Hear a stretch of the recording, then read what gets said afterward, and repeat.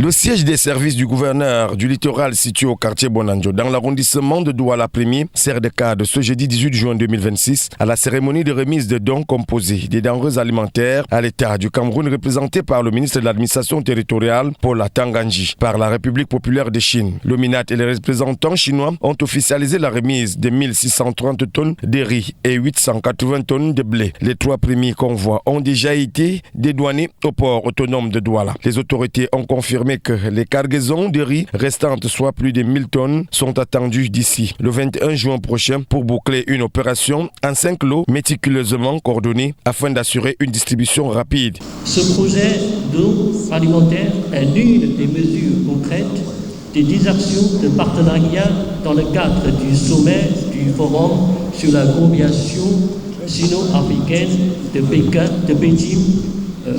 2024. Tout à l'heure, Monsieur le ministre a déjà dit, le président Paul Biya a visité la Chine 8 fois. La dernière fois, c'était 2024.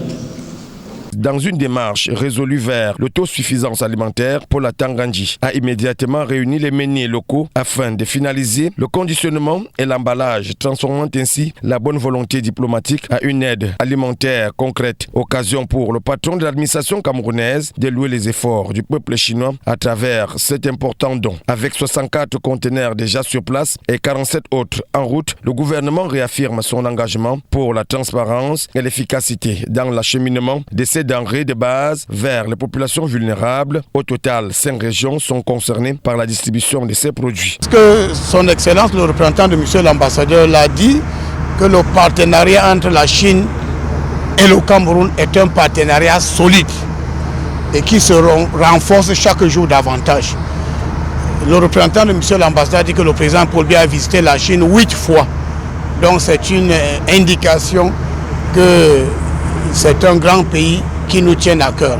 Au-delà du tonnage, ce don cristallise un partenariat ancré dans la solidarité, les infrastructures et le développement. Un modèle éclatant de coopération sud-sud alors que le Cameroun fait face à des défis alimentaires régionaux. La réponse rapide de Pékin confirme que cette alliance n'est pas qu'un discours, mais un lien vivant et concret, fait d'actions et de solutions fraternelles.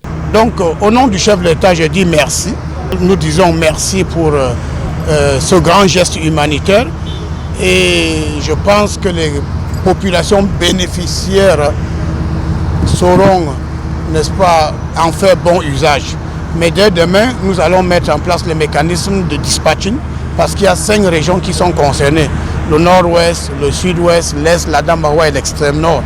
En attendant la distribution de ces produits de première consommation dans les régions concernées, l'État du Cameroun reste concentré sur son objectif, celui d'assurer le bien-être.